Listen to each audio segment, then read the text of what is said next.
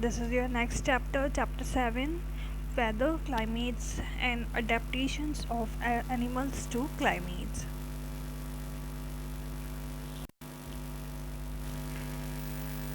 So your first topic is weather. ठीक है. So weather क्या होता है? लाइक आपने देखा होगा न्यूज़पेपर्स वगैरह में वेदर रिपोर्ट्स आती रहती हैं. सो ये एक्चुअली वेदर क्या होता है, वेदर के अंदर क्या होता है कि वेदर है ना इंफॉर्मेशन कैरी करके रखता है किस किस के बारे में, टेम्परेचर के बारे में, ह्यूमिडिटी के बारे में एंड रेनफॉल्स के बारे में, जो कि 24 आवर्स में हुई है. जो पास्ट 24 आवर होते हैं ना, तो उनके अंदर जितनी भी जो भी टेम्परेचर रहा है या ह्यूमिडिटी कितनी रही है, रेनफॉल कितना हुआ है, उनकी जो इन्फॉर्मेशन होती है ना, वो क्या कहलाती है, एक वेदर कहलाता है. ठीक है, तो उसकी प्रिडिक्शन कहलाती है उस वेदर की.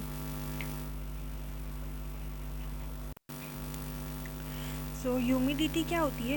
ह्यूमिडिटी होती है कि जितना भी मॉइस्चर प्रेजेंट होता है एयर के अंदर, मतलब जो जितना मॉइस्चर, मतलब मॉइस्चर में क्या होगा, अपना H2O, मतलब जो पानी होता है, वाटर होता है, उसकी क्वांटिटी कितनी है एयर के अंदर. ठीक है, तो वो क्या बताता है, ह्यूमिडिटी होती है वो चीज़. तो ये जो वेदर रिपोर्ट्स होती है ना, ये क्या बनाता है, ये मेटेरोलॉजिकल डिपार्टमेंट होता है, जो कि गवर्नमेंट डिपार्टमेंट होता है. ठीक है, तो ये क्या करता है कि ये सारा डेटा कलेक्ट करता है. ठीक है, कि कितना टेम्परेचर रहा है, कितनी हवा रही है, मतलब विंड कितना रहा है, ठीक है, कितनी ह्यूमिडिटी रही है, कितनी रेनफॉल रही है, इन सब का डेटा कलेक्ट करता है. ठीक है, तो और इन डेटा के बेसिस पे वो क्या करता है, वेदर का प्रिडिक्शन करता है. तो ये किस डिपार्टमेंट का काम है, मेटेरोलॉजिकल, ये आपको याद रखना है. Now rainfall. रेनफॉल क्या होता है कि रेनफॉल को मेज़र करने के लिए एक इंस्ट्रूमेंट का हम यूज़ करते हैं, जिसको हम क्या कहते हैं, रेन गेज कहते हैं. ठीक है, so rainfall is measured by an instrument called rain gauge. Rain gauge के थ्रू हम रेनफॉल का मेजरमेंट करते हैं. ठीक है, it is basically measuring cycle with a funnel on top to collect rain water. तो ये एक सिलेंडर रहता है. ठीक है, तो एक मेजरिंग सिलेंडर रहता है जिसके टॉप पर क्या होता है कि कुछ इस तरीके का फनल लगा हुआ होता है, इस तरीके का, और नीचे क्या होगा, ये सिलेंडर होगा यहाँ पर. तो इस फनल के थ्रू क्या होगा कि इसमें क्या होता है, जो रेन वाटर होता है ना, वो कलेक्ट होता है यहाँ पर, जिसकी हेल्प से हम क्या कर सकते हैं, रेनफॉल का मेज़र कर सकते हैं कितनी रेन हुई है.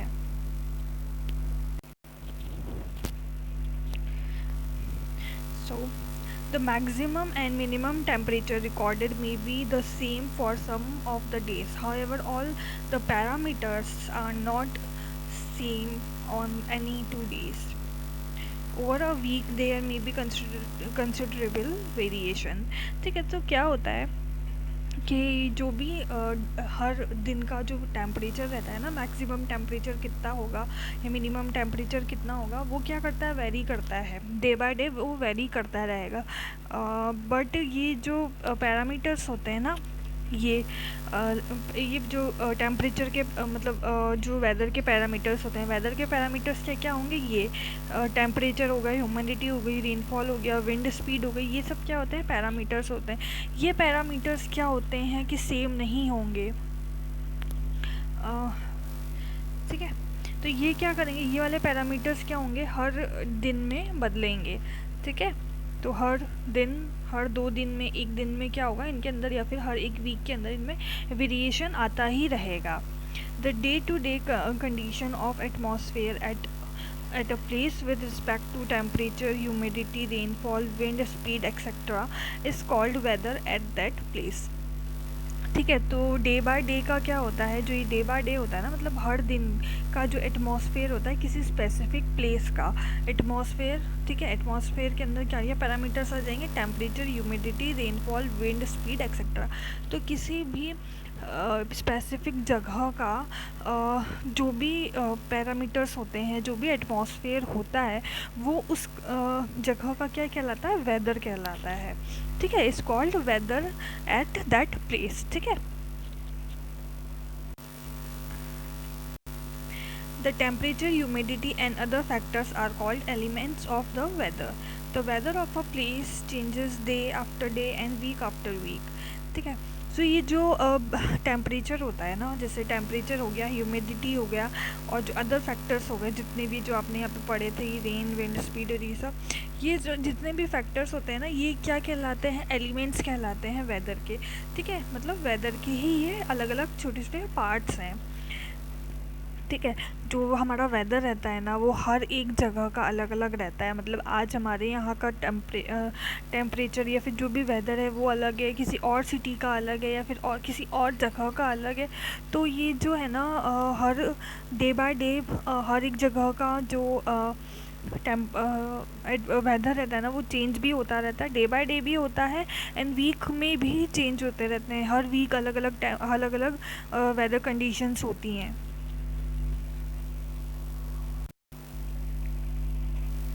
सो इसमें ये चेंजेस क्यों होते हैं कि हर दिन या फिर हर वीक अलग अलग हो रहा है, तो वो इन एलिमेंट्स की वजह से ही चेंजेस होते हैं। इन एलिमेंट्स के अंदर जब भी चेंज आएगा, तो वहाँ के जो वेदर होगा ना, उस वेदर कंडीशंस में भी चेंजेस आएंगे। The weather is such a complex phenomena that it can vary over very short periods of time. It can happen sometime that it is sunny in the morning, but suddenly clouds appear from now here, and it start raining heavily, or a heavily rain vanish in a matter of minutes and give away a bright sunshine, ठीक है। सो ये जो weather condition होती है ना, ये जो weather होता है, एक बहुत ही कॉम्प्लेक्स फिनोमिनन होता है। कॉम्प्लेक्स फिनोमिनन किस लिए होगा, क्योंकि ये क्या वेदर है ना, वो कुछ ही मिनट्स के अंदर या कुछ ही आवर्स के अंदर थोड़े थोड़े से, तो उनमें क्या होता है, चेंज होता रहता है। लाइक आपने देखा होगा कि सुबह तो क्या है कि बहुत ही धूप निकल रही है, सनशाइन है, लेकिन थोड़ी सी देर बाद में ही क्या है, बहुत तेज़ बारिश होने लग जाती है, या फिर बहुत तेज़ बारिश हो रही है, सडनली बारिश स्टॉप हो जाती है और ब्राइट सनशाइन आने लग जाती है, मतलब धूप निकल जाती है। तो ये किस वजह से होता है, वेदर क्या है, मिनट्स के अंदर चेंज हो जाता है, तो इसीलिए इसको एक कॉम्प्लेक्स फिनोमिना कहा गया है। सो यहाँ पर एक सिटी का, शिलोंग जो सिटी है मेघालय में, उसका एक छोटा सा चार्ट दिया हुआ है वेदर का। लाइक ये जो डेट है, मतलब 3 से लेके 9 तारीख तक का जो है, वो क्या करा गया है, एक चार्ट दिया गया है जिसके अंदर मैक्सिमम टेम्परेचर जो है उसका बताया गया है कि कितना मैक्सिमम रहा है टेम्परेचर। सो ये जो टेम्परेचर होते हैं ना, मैक्सिमम और मिनिमम टेम्परेचर, ये किससे नापे जाते हैं, किससे मेज़र किए जाते हैं, थर्मामीटर्स जो होते हैं। तो इनके लिए क्या एक स्पेशल टाइप का थर्मामीटर होता है, जिनको हम मैक्सिमम एंड मिनिमम थर्मामीटर्स कहते हैं। लाइक हमने प्रीवियस चैप्टर में भी पढ़े थे ये चीज़ें कि अलग अलग टेम्परेचर मेज़र करने के लिए अलग अलग तरीके के थर्मामीटर्स होते हैं। तो जो वेदर का मैक्सिमम मिनिमम टेम्परेचर पता करने वाले जो थर्मामीटर्स होते हैं ना, उनको मैक्सिमम एंड मिनिमम थर्मामीटर्स कहते हैं।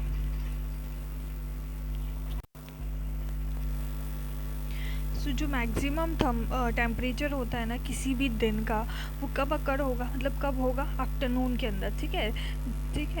जब दिन का टाइम होता है ना, उस टाइम जो टेम्परेचर होता है वो मैक्सिमम टेम्परेचर होता है। और मिनिमम टेम्परेचर हमारे को कब देखने को मिलेगा, जनरली अर्ली मॉर्निंग में, मतलब बिल्कुल सुबह सुबह 4-5 बजे, 5 बजे, 6 बजे के आसपास जो टेम्परेचर होता है ना मॉर्निंग में, वो मिनिमम टेम्परेचर होता है। तो हम इसी टाइम पे हम क्या करते हैं, मैक्सिमम और मिनिमम टेम्परेचर मेज़र कर सकते हैं किसी भी दिन का।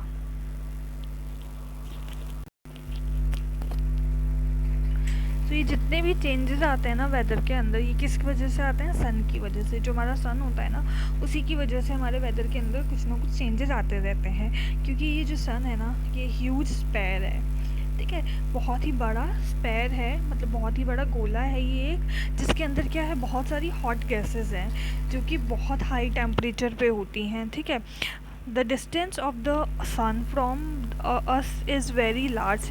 जो डिस्टेंस है ना सन की हमारी अर्थ से, वो बहुत ही दूर है, मतलब सन बहुत दूर है, बट उसके बाद भी even then the energy sent out by the sun is so huge that it is the source of all heat and light on the earth. ठीक है। सो सन बहुत दूर है, उसके बावजूद भी जो उससे एनर्जीज आती हैं ना, जो एनर्जी जो सन से हमें मिलती हैं वो इतनी लार्ज क्वांटिटी में होती है कि उससे जो हमारी अर्थ है ना उस पर जो हीट और लाइट है ना वो बहुत ज़्यादा आती है, ठीक है, इतनी दूर होने के बाद भी। So the sun is primary source of energy that causes changes in weather. So ये जो सन होता है ना ये प्राइमरी सोर्स होता है एनर्जी का, ठीक है, जो जिसकी वजह से क्या है कि हमारे वेदर के अंदर चेंजेस आ सकते हैं। Energy absorb and reflected by the earth surface, ocean and atmosphere plays an important role in determining the weather at any place। ठीक है। सो ये जो एनर्जी होती है ना जो हमें सन से मिलती हैं तो ये क्या करती है, या तो अब्जॉर्ब होती है, मतलब जो हमारी अर्थ है जैसे लाइक हमारी अर्थ की सरफेस है तो कुछ एनर्जी जो आएगी ना यहाँ से सन से वो ये क्या करेगा, अर्थ अब्जॉर्ब कर लेता है, और कुछ एनर्जी जो आती है ना उनको क्या करता है, आती है और जो इस तरीके से रिफ्लेक्ट हो जाती है, रिफ्लेक्शन होता है। तो ये सिर्फ अर्थ की सरफेस से ही नहीं होता है, ये जो रिफ्लेक्शन और अब्जॉर्प्शन होता है ना ये कहाँ कहाँ से होता है, अर्थ की सरफेस से तो होता ही है, उसके साथ साथ ओशियन से भी होता है और एटमॉस्फेयर से भी होता है। तो इन रिफ्लेक्शन की वजह से या अब्जॉर्प्शन की वजह से भी जो हमारा वेदर होता है ना उसके अंदर हर एक जगह का वेदर अलग अलग होता है, ठीक है, वेदर के अंदर चेंजेस आते हैं। लाइक हमने देखा है कि जो सी होता है, सी के पास अगर हम देखें तो जो वेदर होगा ना वो डिफरेंट होगा। लाइक अगर हम कंपेयर करें डेजर्ट में या फिर जो माउंटेन्स के आसपास जो वेदर होगा, ठीक है, तो ये सारे वेदर्स क्या होते हैं एक दूसरे से अलग अलग होते हैं। Next topic is climate.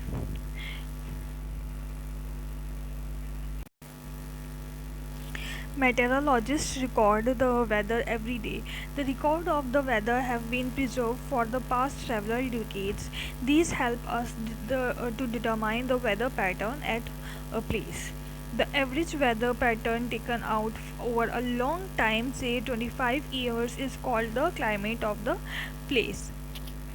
जो मेटेरोलॉजिस्ट होते हैं ना ये क्या करते हैं कि जो वेदर होता है ना हर दिन का उसको क्या करते हैं, रिकॉर्ड करके रखते हैं, और ये जो रिकॉर्ड्स होते हैं ना ये कहीं सालों तक के जो रिकॉर्ड होते हैं ना उनको प्रिजर्व करके रखते हैं। मतलब अगर यहाँ पे एक एग्जांपल दे रखा है लाइक कि ये जो एवरेज वेदर पैटर्न होता है लाइक एक बहुत लंबे टाइम तक, लाइक हमने माना कि 25 ईयर्स तक, तो ये जो 25 ईयर्स तक किसी स्पेसिफिक जगह पर है ना 25 साल तक, ठीक है, कितना चेंजेस आए वहाँ के वेदर के अंदर, तो वो उस जगह का क्या कहलाएगा, क्लाइमेट कहलाएगा, कि उस जगह पे उस 25 साल के अंदर कितना क्लाइमेट के अंदर मतलब कितना एटमॉस्फेयर के अंदर वहाँ पे चेंज आया है, तो उसके अकॉर्डिंग हम क्या बताते हैं वहाँ उस जगह का क्लाइमेट बताते हैं। If we find that temperature at a place is high of the time, then we say that the climate of that place is hot. If there is heavy rainfall most of the day in a same place, when we can say that the climate of that place is hot and wet। ठीक है। सो अगर किसी भी specific जगह पर बहुत time तक मतलब गर्मी ही पड़ती है, वहाँ ठंड बहुत कम पड़ती है, तो हम क्या कहेंगे उस जगह की कि वो एक वहाँ का क्लाइमेट क्या है, हॉट क्लाइमेट है। और अगर ऐसी कोई जगह है जहाँ पर सिर्फ रेनफॉल ही होती रहती है, मतलब वहाँ पे बहुत ज़्यादा बारिश होती रहती है, तो हम क्या कहेंगे कि जो वहाँ का क्लाइमेट है ना वो हॉट एंड वेट है, मतलब वेट मतलब वहाँ पे बारिश ही होती रहती है हमेशा। सो यहाँ पर एक टेबल बताई गई है जहाँ पर क्या है इंडिया की 2 प्लेसेस हैं, उनके क्या है कि एवरेज टेम्परेचर्स लिखे गए हैं, ठीक है। तो वो दोनों जगह है, श्रीनगर जो जम्मू में है और दूसरी है तिरुवनंतपुरम जो कि केरल में है। तो यहाँ पे देखो आप कश्मीर और केरला जो है वहाँ का क्या है टेम्परेचर बता रखे हैं कि डेली टेम्परेचर मिनिमम टेम्परेचर कितना रहता है, मैक्सिमम टेम्परेचर क्या कितना रहता है। उसी तरीके से यहाँ पे भी बता रखा है केरला का मिनिमम क्या रहता है, मैक्सिमम क्या कितना रहता है, साथ ही यहाँ पे जितनी टोटल रेनफॉल कितना रहता है वो भी यहाँ पे हमको बता रखा है, ठीक है। सो ये टेबल क्या है कि क्लाइमेट को पता लगाने के लिए इस तरीके की टेबल्स बनाई जाती है कि उस जगह का क्या है क्लाइमेट। लाइक आप देख सकते हो कि यहाँ पे जो मिनिमम टेम्परेचर है वो बहुत ज़्यादा कम है और जो मैक्सिमम टेम्परेचर है वो भी बहुत ज़्यादा कम ही है। ज़्यादा नहीं है टेम्परेचर, तो हम क्या कह सकते हैं कि यहाँ पर क्या है कि सर्दी ज़्यादा रहती है, ठीक है। लेकिन हम केरला की बात करें तो केरला में क्या है कि आप देख सकते हो यहाँ पर कितना ज़्यादा टेम्परेचर है, मैक्सिमम टेम्परेचर आप देख रहे हो यहाँ पे, ये जो मैक्सिमम टेम्परेचर है बहुत ज़्यादा है। तो हम क्या कह सकते हैं कि जो केरला का क्लाइमेट है ना वो हॉट क्लाइमेट होता है, वहाँ पर गर्मी ज़्यादा पड़ती है। सो हमने अभी यहाँ पर टेबल देखी, तो टेबल से हमें पता लग गया ना कि क्लाइमेट क्या है जम्मू कश्मीर का और केरला का। तो यहाँ पर हमने क्या देखा कि जो केरला है ना वो तो क्या है, बहुत ही ज़्यादा हॉट है, हॉट एंड वेट है, क्योंकि वहाँ पे बारिश भी बहुत ज़्यादा होती है और गर्मी भी बहुत ज़्यादा पड़ती है। जो जम्मू कश्मीर है वो क्या है, वहाँ का क्लाइमेट क्या है, हॉट नहीं है, ठीक है, मॉडरेट हॉट है, मतलब ठीक ठाक गर्म है। पर ज़्यादातर वहाँ का क्लाइमेट क्या है कि वेट क्लाइमेट है, एक तो वहाँ पे बारिश भी होती है और कुछ पार्ट पे, और बाकी तो क्या है वहाँ पे ठंडी ही रहती है। तो वहाँ पे वहाँ का क्लाइमेट क्या हुआ, कोल्ड क्लाइमेट, वहाँ पे बहुत ज़्यादा ठंड पड़ती है। अगर हम यहाँ पर वेस्टर्न रीजन की बात करें इंडिया के, तो इंडिया का वेस्टर्न रीजन कहाँ पर पड़ता है, हमारे राजस्थान में, ठीक है। तो राजस्थान के अंदर क्या होता है कि यहाँ पर मोस्ट ऑफ द टाइम जो टेम्परेचर अगर हम देखेंगे ना, तो टेम्परेचर हमेशा हाई ही रहता है, ठीक है, most of the part of the year, during most part of the year, मतलब जितने भी महीने होते हैं ना, 12 महीनों में से आधे से ज़्यादा महीनों में क्या है, टेम्परेचर बहुत ज़्यादा रहता है। बट जो ये विंटर्स होते हैं, but during winters which last only for a few months the temperature is quite low, ठीक है। तो यहाँ पर जो विंटर्स का टाइम होता है ना, वहाँ पे उस टाइम पे क्या होगा, जो टेम्परेचर होता है ना वो क्या होता है, कम हो जाता है, टेम्परेचर कम हो जाता है,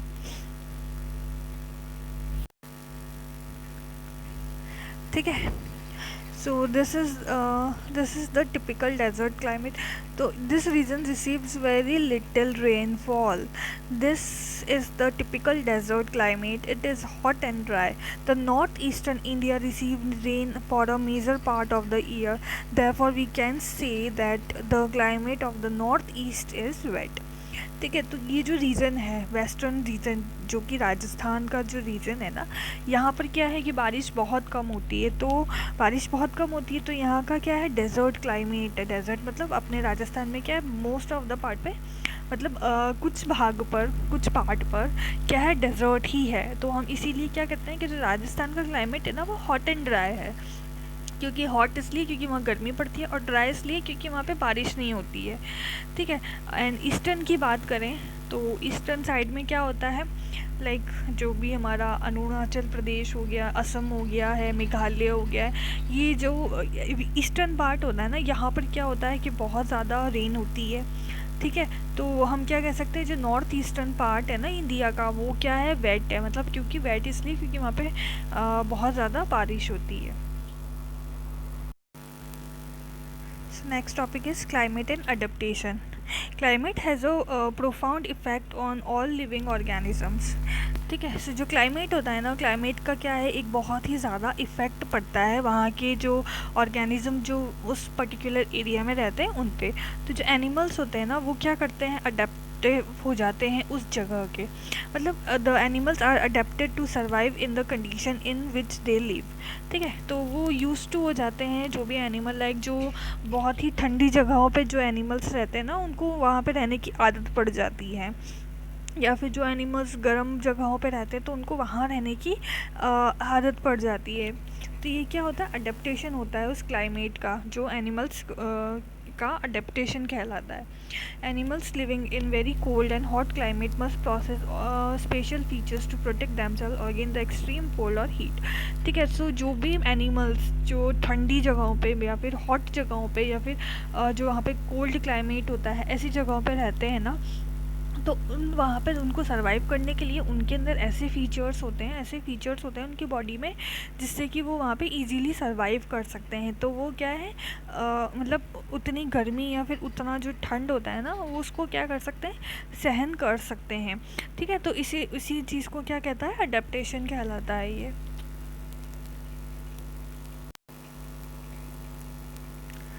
features and habits that help animal to adapt to their surroundings are result of the process of evolution. ठीक है, सो ये जो फीचर होता है ना, जितने भी फीचर्स उनके अंदर आए हैं या फिर जितनी भी हैबिट्स हैं जो कि एनिमल्स को हेल्प करती हैं आसपास की सराउंडिंग्स में रहने के लिए, चाहे वो कितना भी ठंडा हो या फिर कितना भी गर्म क्लाइमेट हो वहाँ का, तो इस प्रोसेस को हम क्या कहते हैं, ये result of the process of evolution. मतलब जो भी लाइक अगर हम लोग हैं तो हम लोग अगर ठंडी जगहों पे जाके रहेंगे तो हमें स्टार्टिंग में बहुत प्रॉब्लम होगी, लेकिन धीरे धीरे हमारी आदत हो जाएगी।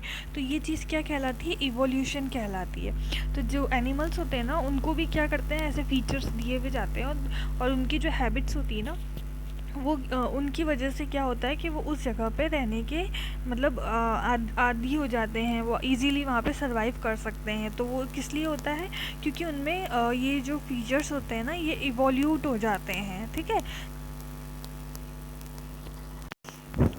सो यहाँ पे एक अडेप्टेशन का एग्जाम्पल दे रखा है। जो एनिमल्स होते हैं जो कि पोलर रीजन्स में रहते हैं, ठीक है, जो पोलर रीजन्स होते हैं ना, तो वहाँ पे रहते हैं। पोलर रीजन्स कौन कौन से होते हैं, हमारे साउथ पोल हो गया, नॉर्थ पोल हो गया। देखिए हमारी अर्थ है, तो यहाँ पर ये जो रीजन कहलाता है ना, ये नॉर्थ पोल कहलाता है और ये साउथ पोल कहलाता है। तो यहाँ पे पोल्स पे क्या होते हैं, बहुत ही ज़्यादा ठंड होती है। तो ये जो रीजन्स होते हैं ना, तो यहाँ पर जो एनिमल्स रहते हैं तो वो वहाँ पे रहने के मतलब अडेप्टिव हो जाते हैं, वो इजीली वहाँ पे सरवाइव कर सकते हैं। So well known countries that belong polar region are Canada हो गया। पोलर रीजन के अंदर कौन कौन सी कंट्रीज़ आती है, Canada, Greenland, Iceland, Norway, Sweden, Finland, ये सब जो है ना, ये पोलर रीजन, पोलर कंट्रीज़ हैं। ठीक है।